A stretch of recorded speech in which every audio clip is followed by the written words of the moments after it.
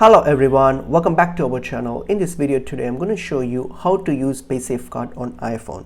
So if you want to use your paysafecard on iPhone, there's two ways that you can do that. Firstly, you can either open up your wallet and then add your paysafecard onto your wallet. So you can just add your paysafecard to your wallet, or you can use the paysafe app to add it to your Apple Wallet.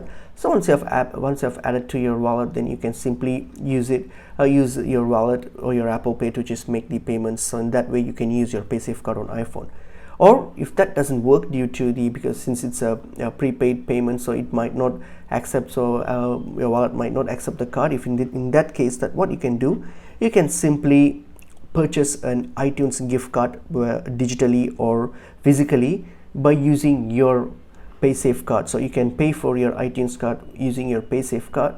So once you have purchased your paysafecard, now you can simply get to your App Store and then go to your account settings. Once you get to your account settings, hit on manage payment and then go to your Apple ID and then just hit on redeem and redeem your gift card. So you can add the balance to your Apple ID and then boom, you can just use your Apple